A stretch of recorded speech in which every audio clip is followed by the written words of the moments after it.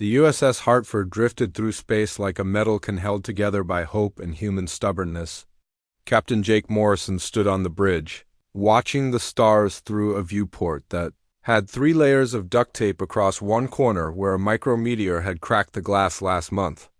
The tape held just fine, and Jake saw no reason to replace perfectly good transparent aluminum when tape did the job better and cost. Nothing engineer Lisa Rodriguez crawled through the maintenance shaft beneath the bridge with a roll of silver, tape in one hand and a plasma cutter in the other. The fusion reactor was making that humming sound again, and she knew exactly what needed fixing. 2 strips of metallic tape over the coolant junction and 1 more around the power coupling would solve the problem for another 6 months. She had been fixing things this way for 12 years and never lost a ship, yet the Hartford was not pretty vessel by any standards that mattered to admirals or engineers from fancy academies. Her hull was patched in 17 places with whatever materials the crew could find. The engine room looked like a junkyard where someone had tried to build a spaceship using spare parts and unlimited amounts of tape. But she flew fast and true, and had never let her crew down when things got dangerous. Lieutenant Commander Tony Ricci was in the engine room showing the new transfer students from Earth Academy how real space engineering worked. The young officers looked horrified as Tony demonstrated proper plasma conduit maintenance by wrapping the entire junction box in heat-resistant tape and securing it with metal wire twisted into place with needle-nose pliers. "So this does not match any of the procedures we learned at the academy," said one nervous ensign whose uniform still had crisp creases and whose hands had never been dirty. Tony grinned and patted the humming fusion reactor like it was a faithful dog. "Kid, the academy teaches you how things should work in a perfect world with unlimited budgets and spare parts delivered on schedule. Out here we make things work with what we have, and what we have is usually tape wire in the good sense God gave us to figure out which end of a wrench to hold the proximity." Alarms started beeping, and Captain Morrison's voice came over the ship's communication system. "All hands, this is the captain. We have contact with an unknown vessel approaching fast. It's big and it's not responding to our identification requests." All departments report readiness status. Lisa Rodriguez slid out of the maintenance shaft and dusted off her coveralls. The ship felt different when strangers were nearby, and the Hartford always seemed to know when trouble was coming. She checked her tool belt to make sure she had enough tape and wire to handle whatever emergency might come next. The unknown ship appeared on the main screen, and every human on the bridge fell silent. It was beautiful in the way that only advanced alien technology could be beautiful. The hull was smooth as glass and seemed to shift colors as it moved through space. No visible weapons or engines or any of the ugly practical things that made human ships work. It was art floating in the vacuum, and it was 3 times larger than anything humans had ever built. "Captain Morrison of the human vessel USS Hartford," came a voice that sounded like music played through crystal. "I am Admiral Vextar Kalonax of the Zeltharian Empire's flagship, Eternal Glory. You will prepare to receive our diplomatic delegation for immediate inspection and evaluation of your primitive technology." Jake Morrison straightened his uniform jacket, which had been repaired with fabric tape in 2 places, and cleared his throat. "Admiral Kalonax, welcome to human space. We're honored to meet representatives of the Zeltharian Empire. Permission granted to dock with our shuttle bay?" The alien shuttle was even more impressive than their mothership. It moved without any visible propulsion and landed in the Hartford's shuttle bay without making a sound. When the airlock opened, 6 tall, graceful beings stepped out wearing uniforms that seemed to be made of light itself. Admiral Vextar Kalonax was clearly their leader. He stood 8 feet tall with skin that looked like polished silver and eyes that glowed with their own inner light. "Captain Morrison," Admiral Kalonax said in that musical voice, "we have traveled far to evaluate your species' technological development. Our scientists are curious about reports of human space travel. Given your obvious limitations." The Zeltharian delegation followed Captain Morrison through the ship's corridors, and their reactions were exactly what Jake had expected. Science Director Thulman Zirek stopped walking when he saw a critical power junction held together with electrical tape and wire nuts. His glowing eyes grew wider when he noticed that the corridor lighting fixtures were secured to the ceiling. With metal straps and more tape, Captain Morrison, science director, Xerxes said in a voice filled with something between wonder and horror. Are you aware that your vessel appears to be held together with adhesive strips and primitive mechanical fasteners? Lisa Rodriguez appeared from around a corner, carrying her toolkit and wearing coveralls that were more patches than original fabric. She nodded politely to the aliens and knelt down to adjust a floor panel that had been rattling. 2 quick strips of tape across the edge and the noise stopped. Admiral Kilanax watched her work with the expression of someone observing a fascinating but inferior life form. Fascinating, he said to his companions. The humans actually believe. Their crude material science represents advanced engineering. Note how they apply random adhesive substances to critical systems without any understanding of proper protocols. Tony Ricci was conducting his normal afternoon maintenance routine in the engine room when the delegation arrived.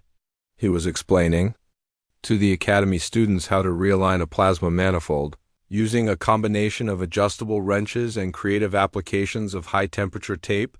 The manifold was humming like a contented cat and producing perfect power readings. This is your primary propulsion system, Admiral Kilanax asked while staring at the fusion reactor, which was covered in warning labels written on tape with permanent markers. Yes, sir, Tony replied cheerfully. She's not much to look at, but she pushed us to .9 light speed all day long without complaining. The secret is knowing where to put the tape and when to trust your instincts over what the computer tells you. Science Director Xerxes was making notes on a device that looked like it was made of crystallized starlight. Admiral, these beings appear to have achieved faster-than-light travel using technology that barely qualifies as functional. Their safety protocols consist entirely of adhesive strips and hand tools that belong in a museum. The tour continued for 3 hours and the Zeltharian delegation's amusement grew with every jury-rigged repair and improvised solution they observed. When they saw the bridge's main computer, which had been upgraded using parts from 17 different manufacturers all connected with hand-soldered circuits and held in place with mounting tape, Admiral Kilanax finally spoke. Captain Morrison, he said in a tone that made it clear he was addressing a child who had built something cute but useless. The Zeltharian Empire extends this offer to humanity. Submit to our technological guidance and we will teach you proper engineering. Continue with your current primitive methods and face the consequences of your inadequacy. Captain Jake Morrison looked around his bridge at Lisa Rodriguez, who was calmly adjusting a sensor array with tape and wire cutters, at Tony Ricci, who was explaining fusion theory to students using hand gestures and simple words, and at his crew, who kept the Hartford flying through determination and duct. Tape, Admiral Kilanax, Jake said with the kind of polite smile that meant trouble was coming. We appreciate your offer, but humanity has always preferred to figure things out for ourselves. Our primitive methods seem to work just fine for us. The aliens exchanged glances that clearly meant they thought humans were too stupid to recognize superior technology. When they saw it, Admiral Kilanax's musical voice carried a note of warning. Very well, Captain Morrison. When your adhesive strips fail and your crude repairs collapse, remember that the Zeltharian Empire offered you salvation. The delegation returned to their beautiful silent shuttle and departed without another word, leaving the humans alone with their tape and their stubborn pride. 3 weeks after the Zeltharian delegation left the USS Hartford, Captain Jake Morrison was drinking coffee from a mug that had been repaired with ceramic adhesive when the emergency alert started screaming through every speaker on the ship. The coffee was terrible, but it was hot and Lisa Rodriguez had fixed the heating unit with tape and determination, so Jake was grateful for what he had. Captain, all stations report incoming priority transmission from Fleet Command, reported communications. Officer Janet Lee, whose console had been upgraded with parts from 6 different manufacturers and connected with hand-soldered circuits that worked better than the original factory wiring. Admiral Patricia Brooks appeared on the main screen looking like someone who had been awake for 36 hours straight and was running on caffeine and pure stubbornness. All human vessels, this is Fleet Command with urgent tactical warning. Zeltharian Empire forces are attacking our outer colonies with some kind of electromagnetic pulse weapon. They're hitting our tech first, expecting everything to shut down. New Denver mining colony is under assault right now. The transmission switched to a live feed from New Denver where maintenance chief Bobby Carter was shouting orders to his crew while Zeltharian ships that looked like flying works of art unleashed brilliant blue energy beams at the colony's power grid and communications array. The alien vessels moved with perfect grace through space like dancers performing a deadly ballet. All human personnel take cover and prepare for system failure, Bobby Carter was yelling into his radio while running between the mining equipment that kept the colony alive. EMP incoming in 30 seconds based on their attack pattern. The Zeltharian ships fired their electromagnetic pulse weapons and brilliant waves of energy washed over the mining colony. Every piece of human equipment should have died instantly. Every computer should have fried. Every power system should have failed, leaving the colonists helpless in the dark instead. Bobby Carter's voice came back over the radio sounding confused but definitely alive. "Command, this is New Denver Actual. Their EMP hit us direct, but our equipment is still running. Repeat, our systems are still operational on the bridge of the USS Hartford." Lisa Rodriguez started laughing in the way that meant she had figured out something that should have been obvious all along. "Captain, those beautiful alien ships are designed for perfection. Perfect conditions, perfect maintenance, perfect everything. But their MP weapons just created the most chaotic electromagnetic environment you can imagine." Tony Ricci was monitoring the engine room readings and grinning like someone who had just won a bet. "Skipper, our fusion reactor doesn't care about electromagnetic pulses. The plasma containment is magnetic, but it's analog magnetic. No computer chips to fry. And all our backup systems run on hardwired circuits because we never had the budget for fancy digital controls." The tactical display showed more Zeltharian ships appearing near human colonies and research stations. Their strategy was clearly based on disabling human technology first, then moving in to finish the job with conventional weapons. It was a sound plan that would work perfectly against any species that relied on advanced integrated computer systems. But humans had never been able to afford advanced integrated computer systems. Chief Engineer Amy Sullivan was at the mining colony's main power plant watching her instruments and trying not to laugh out loud. The electromagnetic pulse had actually improved some of their systems by clearing out electrical interference that had been building up for months. The fusion reactors were running smoother than they had in years. "Bobby, we got full power and all systems green," Amy reported over the radio. "Their fancy pulse weapon just gave our equipment a tune-up." The Zeltharian ships began their second phase of attack, launching what appeared to be precision energy weapons designed to target specific systems with surgical accuracy. The weapons fired with perfect timing and flawless targeting, hitting exactly what they were aimed at. Unfortunately, they were aimed at where human equipment should have been according to proper engineering standards.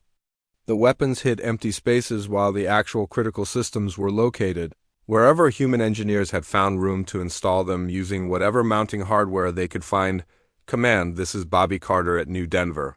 The aliens are shooting at where our stuff should be, but our stuff is wherever we could make it fit. Their targeting computers are programmed for proper engineering, and we don't do proper engineering." Admiral Brooks was coordinating the defense from Fleet Command headquarters, which had been built inside an asteroid using mining equipment and assembled with whatever materials were available. The command center looked like someone had tried to build a military installation, using spare parts from a dozen different construction projects. All human vessels maintain standard defensive positions and prepare for unconventional warfare, Admiral Brooks ordered. "These aliens think they understand our technology, but they're about to learn that human engineering follows different rules." The USS Hartford received new orders to join the defense of the research station at Titan Base, where Dr. Helen Baker was conducting experiments with exotic matter using equipment that had been assembled from salvaged parts and held together with industrial-grade adhesive compounds. Captain Morrison watched the tactical display as more Zeltharian ships appeared throughout human space. They were beautiful and deadly and moved with the kind of precision that only perfect technology could achieve. But perfection was brittle, and humans had never built anything perfect in their entire history. "Lisa, get down to engineering and make sure everything is secured for combat." Jake ordered. And Lisa, make sure you have plenty of tape. Engineer Lisa Rodriguez was already on her way to the engine room, carrying 2 rolls of duct tape and her toolkit, which contained every type of adhesive, compound and mechanical fastener that had been invented by human ingenuity. The Hartford was about to fight aliens who thought adhesive strips were primitive technology. The first Zeltharian attack ship to engage the USS Hartford fired its electromagnetic pulse weapon and waited for the human vessel to die in space like a gutted fish. Instead, the Hartford's engines kept running and her weapon systems kept working, and Lisa Rodriguez's voice came over the intercom reporting that all systems were operating normally. Captain, the aliens just gave our electrical grid a good cleaning, Lisa announced cheerfully. I'm reading better power efficiency than we've had in months. The Zeltharian ship fired again with conventional energy weapons that should have penetrated human shielding and destroyed critical systems. The beams hit the Hartford's hull and burned through outer plating, but the critical systems were protected by layers of redundant shielding that had been installed. Wherever space could be found, Tony Ritchie was in the engine room watching the tactical display and trying to understand Zeltharian strategy.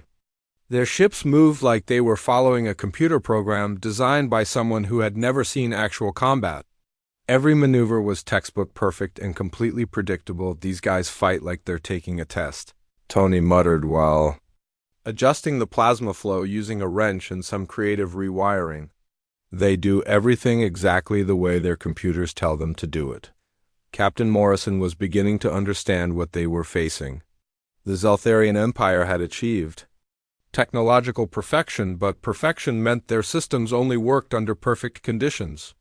When faced with the chaos of actual combat against opponents who built everything to survive worst-case scenarios, the perfect technology began to fail. The Zeltharian attack ship was having problems. Its targeting computers were designed to identify and engage standard military vessels with predictable system layouts. The USS Hartford systems were located according to where human engineers could make them fit, which meant critical components were scattered throughout the ship in locations that made no sense to alien computers. Lisa Rodriguez was monitoring the alien ship's energy signatures and noticed something interesting. Captain, their ship is beautiful, but it's fragile. All their systems are integrated, which means if we can overload one system, we might be able to cascade the failure through their entire ship. The Hartford fired her main weapons, which were older than most of the crew and had been upgraded using parts from civilian mining equipment. The weapons were crude and ugly and fired projectiles that moved too slowly to be effective against modern shielding systems, but the projectiles were wrapped with metallic tape that carried an electrical charge, and when they hit the Zeltharian ship's perfect hull, the charge transferred directly into their integrated systems. Electrical feedback raced through crystalline circuits that had never been designed to handle chaotic energy inputs. The beautiful alien ship began to sparkle and glow in ways that were definitely not normal. Systems failed in cascade as perfect technology tried to process imperfect inputs and found itself unable to adapt to conditions that fell outside programmed parameters. Captain, their ship is breaking apart, reported Communications Officer Janet Lee. They're sending distress signals, but I don't think their own fleet can understand what happened to them. The Zeltharian attack ship went dark and began tumbling through space like an expensive piece of art that someone had dropped and broken. Its perfect hull was unmarked, but every system inside had failed when confronted with human. The human counterattack began not in a military command center or aboard a battleship, but in the maintenance bay of New Denver mining colony, where mechanic Danny Walsh was staring at a broken excavator and having what he would later describe as a moment of pure inspiration. The excavator's fusion drill was designed to cut through solid rock, but Danny was looking at it and seeing something completely different. "Bobby, come here and look at this," Danny called to maintenance chief Bobby Carter, who was trying to figure out how to fight alien spaceships using mining equipment and whatever spare parts they could find in the colony's storage warehouses. Bobby Carter walked over, wiping his hands on a rag that had been used to clean everything from plasma conduits to coffee makers. "What you got, Danny?" Danny Walsh grinned and patted the fusion drill like it was his favorite hunting rifle. "This thing puts out enough focused energy to cut through 20 feet of solid titanium. Now, what do you think would happen if we mounted it on a cargo hauler and pointed it at one of those pretty alien ships?" Bobby Carter stared at the excavator for 10 seconds, then started laughing in the way that meant someone was about to do something that would either save everyone or get them all killed. "Danny, that's either the stupidest idea I've ever heard or the smartest. Let's find out which one." 2 hours later, the mining colony had been transformed into a weapons factory using nothing but standard industrial equipment and human creativity. Cargo haulers became assault craft when fusion drills were mounted on their front ends. Mining charges designed to break up asteroids were loaded into improvised launchers that could fire them at approaching enemy ships. The first Zeltharian patrol to investigate the mining colony found itself facing what appeared to be a fleet of crude human vessels that should not have posed any threat to advanced alien technology. The patrol leader opened fire with precision energy weapons and watched in confusion as the mining equipment kept coming. Danny Walsh was piloting a converted cargo hauler with a fusion drill mounted where the loading bay used to be. The drill was secured with metallic tape and heavy-duty clamps and controlled by a joystick that had been salvaged from a construction crane.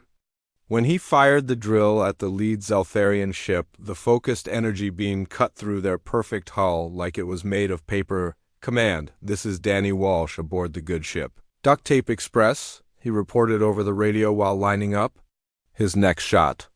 "These alien ships are tough, but they're not mining equipment tough." The Zeltharian patrol ships tried to retreat but found themselves surrounded by converted mining equipment piloted by colonists who spent their lives working with dangerous machinery in hostile environments.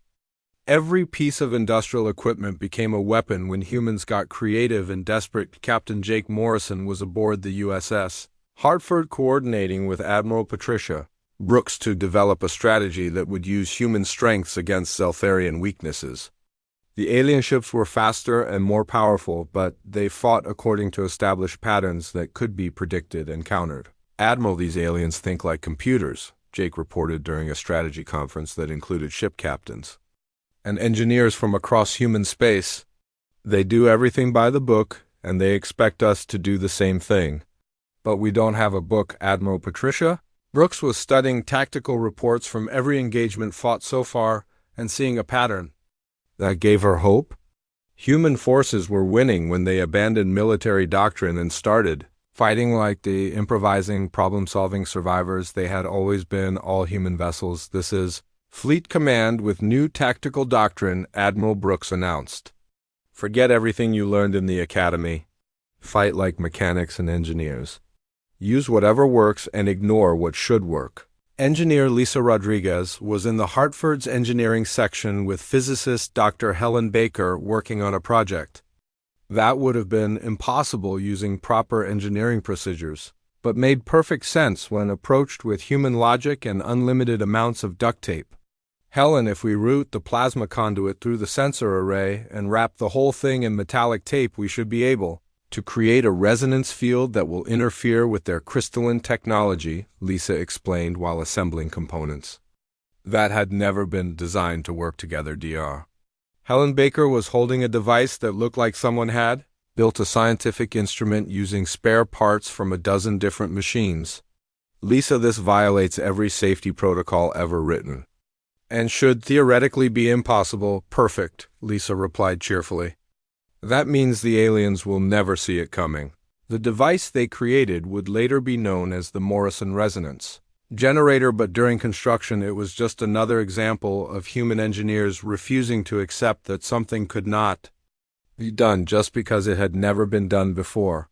The generator used feedback loops and harmonic interference to create energy patterns that crystalline technology could not process. Pilot Commander Rick Torres was leading a squadron of human fighters toward a Zeltharian fleet formation when engineer Lisa Rodriguez contacted him on a secure channel. His fighter was held together with structural tape and powered by an engine that had been rebuilt using parts from 3 different manufacturers. "Rick, we're uploading specs for a new weapon system to your squadron," Lisa announced. It's basically a resonance bomb that will mess with their crystalline circuits. The plans look crazy because they are crazy, but the math works. Rick. Torres looked at the weapon specifications and started laughing because the device looked like something a child would build using toys and imagination. Lisa, this thing is held together with tape and hope. That's the idea, Lisa replied. Build one bomb per fighter using whatever parts you can find. If it works, their ships will tear themselves apart trying to process the signal. The fighter squadron spent 6 hours building resonance bombs using spare parts and creative engineering. Each bomb was unique because no two pilots had access to the same materials, but they all worked on the same principle of creating chaotic signals that would overload. Zeltharian Systems Marine Colonel Steve Johnson was preparing his ground forces for the defense of Titan Base, where Dr. Helen Baker had been conducting research before the war started. The base was built inside an asteroid using construction equipment and protected by whatever defensive systems could be improvised from available materials. Listen up, Marines, Colonel Johnson announced to his troops who were armed with weapons that had been modified and upgraded using whatever improvements human ingenuity could devise. These aliens have fancy armor that's probably better than anything we've ever built. But fancy armor has joints and seals and weak points just like everything else. The Marines had discovered that. Zeltharian personal armor, while nearly impenetrable to energy weapons, could be disabled by simple mechanical interference. Industrial adhesive compounds applied to joint mechanisms would cause the armor to lock up and become a prison for the wearer. Coat your ammunition with this adhesive compound, Colonel Johnson ordered while holding up containers of industrial glue that had been designed for construction work. Their armor can stop our bullets, but it can't stop our bullets from gumming up their moving parts. Communications Officer Janet Lee was intercepting Zeltharian military transmissions and translating them using computer programs that had been assembled from civilian software and held together with determination.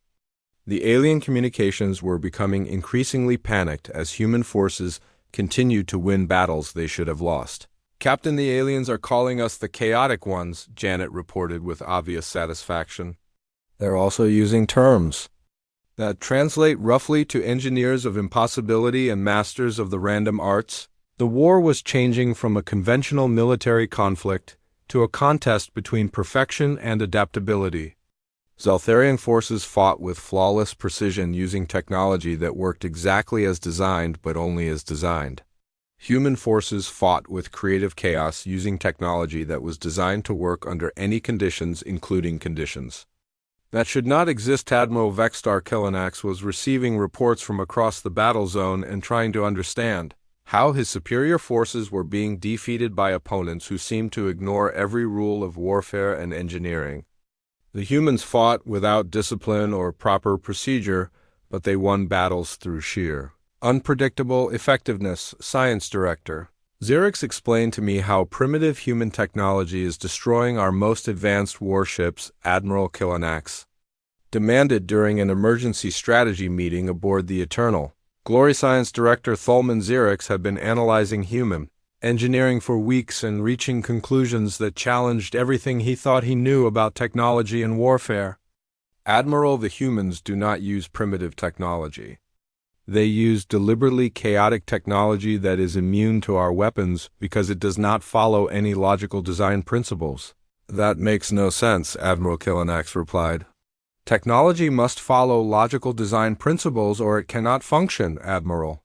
Human technology functions precisely because it does not follow logical design principles, Science Director Xerix explained, while displaying holographic images of human equipment that appeared to be held together with random materials and assembled without regard for proper engineering. Their systems are designed to work. The turning point of the war came when engineer Lisa Rodriguez and physicist Dr. Helen Baker finished building what they called the crystalline resonance disruptor in the USS Hartford's cargo bay using salvaged parts from 17 different systems and enough duct tape to repair a small space station.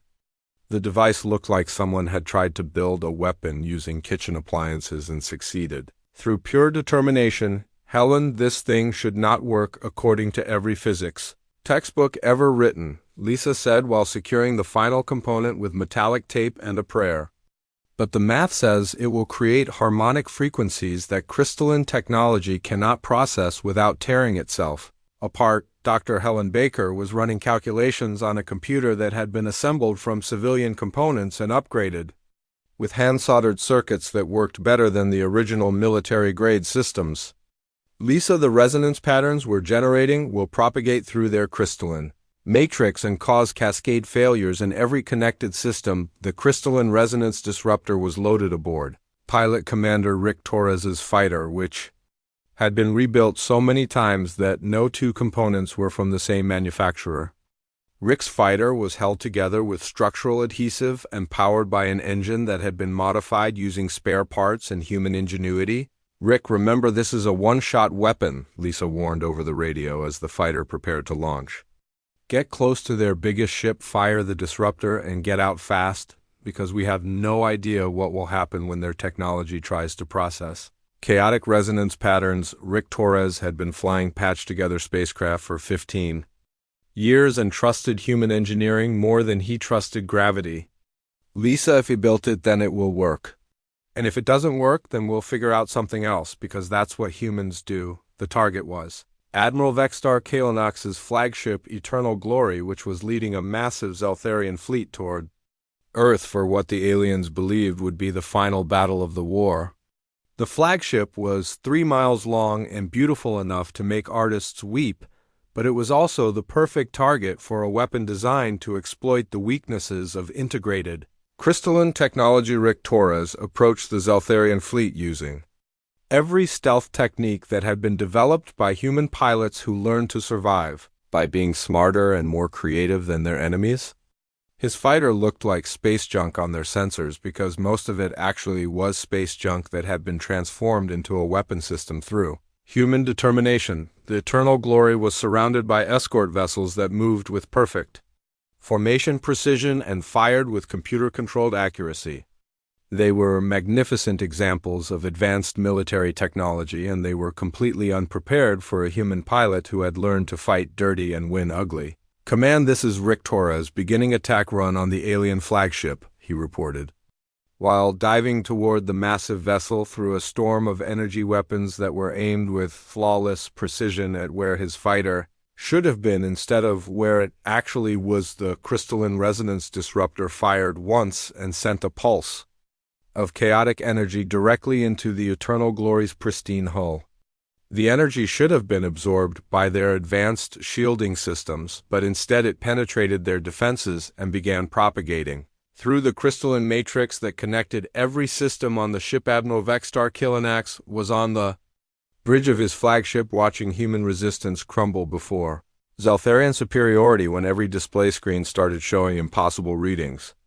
Warning alarms began sounding throughout the ship as systems reported failures that could not be happening according to the laws of physics. "Science Director Xerex, explain these readings," Admiral Kalanax demanded while staring at displays that showed their perfect technology destroying itself from the inside. Science Director Thulman Xerex was frantically running diagnostics on equipment that was reporting system states that violated everything he understood about crystalline technology.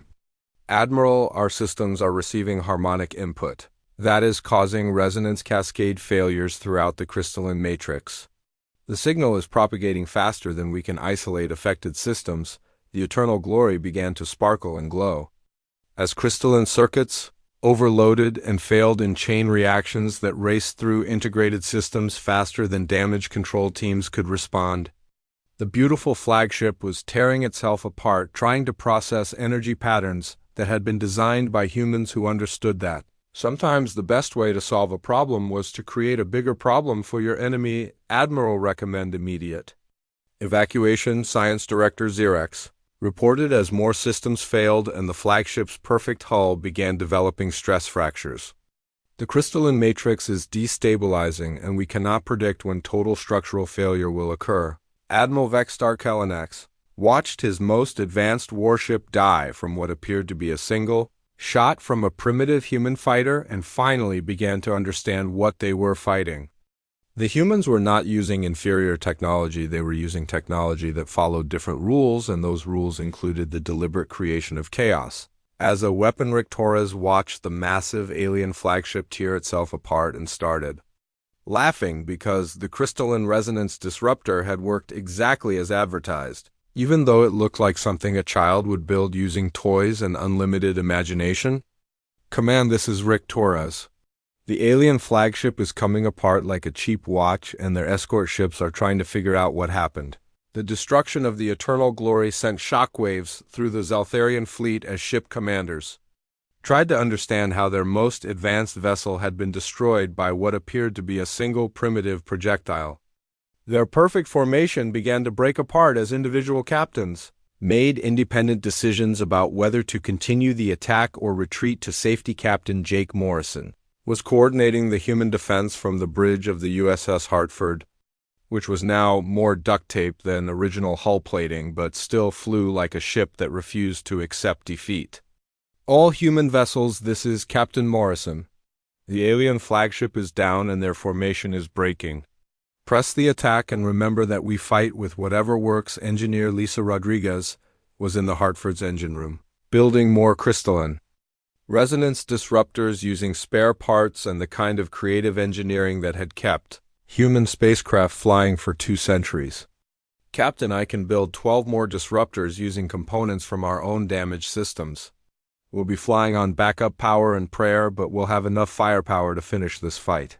The human fleet was a collection of military vessels, civilian ships, and improvised warcraft that should not have been able to fight a coordinated battle, but was winning through sheer refusal to follow conventional tactical doctrine.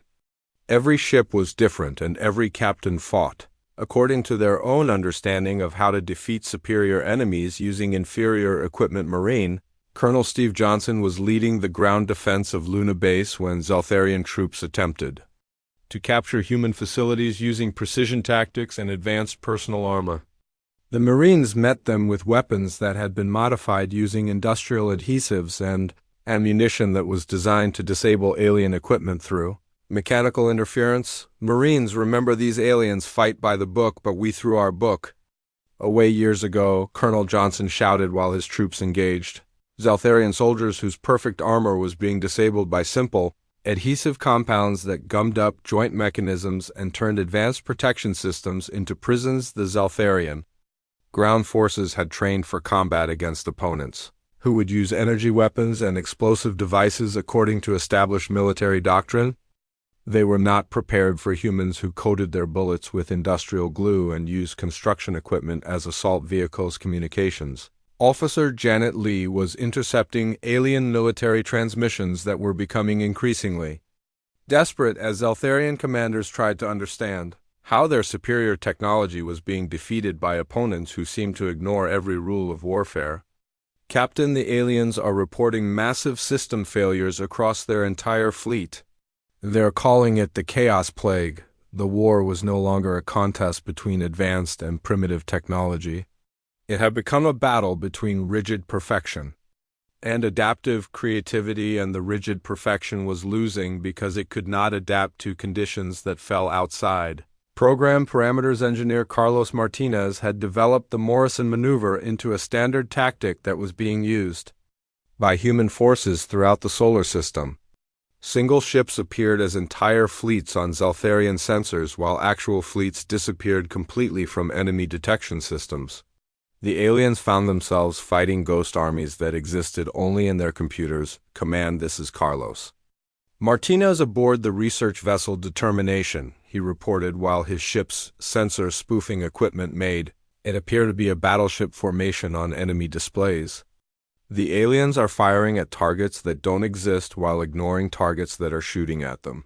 Admiral Patricia Brooks was coordinating human forces from Fleet Command headquarters, which had been expanded using construction equipment and protected by defensive systems that had been improvised from whatever materials could be found. The command center look. The final battle of the war took place in Earth orbit, where Admiral Vexstar Killinax led the last intact Zeltharian fleet in a desperate assault against the human homeworld. His remaining ships were the most advanced vessels in the galaxy, and They moved through space with the deadly grace of predators who had never known defeat until they met humans who fought with duct tape and determination. Captain Jake Morrison was aboard the USS Hartford, which had been rebuilt so many times that she was now more repair patches than original hull, but still flew like a ship that refused to accept the possibility of failure. The Hartford was leading a defense fleet composed of military vessels, civilian ships, and improvised warcraft that should not have been able to coordinate a battle plan but was managing to fight as a unit through sheer human stubbornness. Lisa, how's our ship holding together? Jake asked while watching Zeltharian forces approach. Earth with perfect formation, discipline, and overwhelming firepower. Engineer Lisa Rodriguez was in what used to be the engine room before it had been expanded, using salvaged parts and connected with enough duct tape to build a small space station. Captain, we're flying on backup systems, backup power, and backup hope, but everything is working within acceptable parameters. The Hartford's engine room had become a monument to human engineering creativity. Critical systems were held in place with metallic tape and connected using hand-soldered circuits that carried more current than they were designed for. The fusion reactor was contained using magnetic bottles that had been repaired with adhesive compounds and reinforced with whatever materials could be found. Captain, this is Chief Engineer Amy Sullivan, came a voice over the communication system from the Hartford sister ship Determination. Our ship is ready for whatever you have planned, and our crew is eager to show these aliens what happens when they threaten Earth. Admiral Vextar Kilanax was leading his fleet personally because the war had become a matter of Zeltharian honor and technological superiority. The humans had defeated his forces using primitive methods that should not have worked, but now faced the concentrated might of the Empire's most advanced warships in a battle that would determine the fate of both species. All vessels prepare for final assault on the human homeworld, Admiral Kilanax ordered while studying tactical displays that showed Earth defended by a ragtag collection of ships that looked like they had been assembled in a junkyard. These primitives have been fortunate, but fortune ends when facing overwhelming technological superiority. The Zeltharian fleet opened fire with weapons that could shatter moons and turn space stations into expanding clouds of plasma energy beams that burned with the heat of young stars, reached across the void toward human vessels that should have been vaporized instantly by such overwhelming firepower. Instead, the human ships kept flying and shooting back with weapons that had been improvised from mining equipment and held together with industrial adhesive. The USS Hartford took a direct hit from a weapon that should have destroyed her completely, but the energy was absorbed by hull plating that had been reinforced with layers of metallic tape and backed up with redundant structural supports. Captain, their main weapon hit us directly, but we're still here, reported Damage Control Officer Rick Torres, whose team had learned to repair battle damage using whatever materials they could salvage from destroyed systems. The energy dispersed through our improvised armor instead of penetrating to critical systems. Engineer Lisa Rodriguez was monitoring power systems that were operating far beyond their design specifications, but holding together through creative engineering and human determination. Captain, I have an idea, but it's completely insane and will probably destroy our ship. Lisa, all our best ideas are completely insane, Jake replied while watching more Zeltharian ships approach. Earth with weapons that could crack planetary surfaces. What do you have in mind? Captain, we turned the Hartford into a weapon, Lisa explained while her hands moved across control panels that had been rebuilt using components from 17 different manufacturers. We overload our fusion reactor and channel the energy through our sensor array to create a directed energy pulse that will propagate through their crystalline technology. The plan was essentially turning the USS Hartford into a bomb that would explode in a carefully controlled manner while directing the explosion at enemy targets. It was the kind of desperate tactic that would either save Earth or destroy everything in a spectacular failure that would be remembered for centuries. Lisa, that plan violates every safety protocol ever written and should theoretically be impossible, Dr. Helen Baker pointed out from the science station, where she was running calculations on equipment that had been assembled from spare parts. And hope perfect, Lisa replied cheerfully while beginning the process of converting their ship's power systems into the largest weapon ever built by human engineering. The aliens will never expect us to deliberately destroy our own ship to hurt them. The Hartford's fusion reactor began building to overload while engineer Lisa Rodriguez rerouted every available power conduit through the sensor array using connections that had been secured with duct tape and protected by prayers. The ship's hull started glowing as energy levels climbed toward the point where controlled nuclear fusion became uncontrolled nuclear explosion. "All hands, this is Captain Morrison," Jake announced over the ship's communication system. "We're about to do something that has never been attempted before and probably should never be attempted again. Hold on to something solid and trust human engineering to work one more time." Admiral Vextar Kellanax was watching his fleet's systematic destruction of human defenses when the USS Hartford began emitting energy signatures that made no sense. According to Zeltharian understanding of physics and engineering, the primitive human vessel was generating power levels that should have destroyed it instantly. Science Director Xerix, what is that ship doing? Admiral Kellanax demanded while staring at readings that showed a human vessel containing a controlled nuclear reaction that was building toward catastrophic failure. "Admiral, the humans appear to be deliberately overloading their reactor while channeling the energy through their sensor systems." Science Director Xerix replied while trying to understand tactical data that violated basic principles of self-preservation. "They are turning their entire ship into a weapon." The USS Hartford fired once and sent a pulse of chaotic energy that contained the concentrated fury of human determination mixed with the raw power of an overloading fusion reactor. The energy beam struck Admiral Kellanax's flagship and propagated through crystalline systems that had never been designed to process that level of chaotic input. The Zeltharian flagship Eternal Dawn was the most advanced vessel ever built by their civilization, and it began tearing itself apart as crystalline circuits tried to process energy patterns that existed outside all known parameters of physics and engineering. Systems failed in cascade as perfect technology encountered deliberate chaos and found itself unable to adapt. Admiral, recommend immediate evacuation. Science Director Xerix reported as their flagship's perfect hull developed stress fractures, and critical systems failed faster than damage control teams could respond. "The human energy pulse is causing resonance cascade failures throughout our crystalline matrix." Admiral Vextar Kellanax watched his most advanced warship destroy itself from the inside and finally understood what they had been fighting.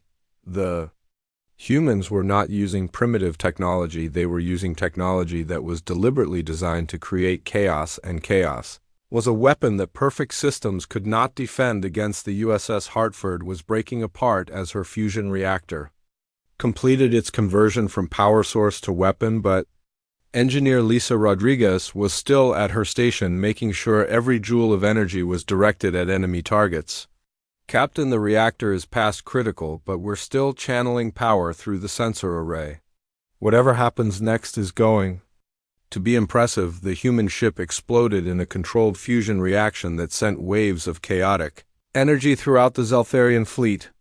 Every alien vessel that was struck by the energy pulse began experiencing the same cascade failures that had destroyed their flagship as crystalline technology tried to process input that violated every rule of physics. Captain Jake Morrison was aboard an escape pod watching his ship die in the most spectacular explosion he had ever seen while taking half the enemy fleet with her. "Command, this is Captain Morrison. The Hartford is gone, but she took most of their ships with her. The aliens are retreating and Earth is safe." The surviving Zeltharian vessels fled toward the edge of the solar system, while their crews tried to understand how primitive human technology had defeated the most advanced fleet ever assembled by their empire. Admiral Vextar Kellanax was among the survivors, but his confidence in technological superiority had been shattered by duct tape and human determination. "Fleet Commander, we must retreat and reassess our understanding of human capabilities." Science Director Xerix reported while reviewing data that showed their perfect technology being defeated by creative chaos. "We have been fighting an enemy that specializes in making impossible things work." The war ended not with surrender negotiations. All peace treaties, but with the complete withdrawal of Zeltharian forces from human space.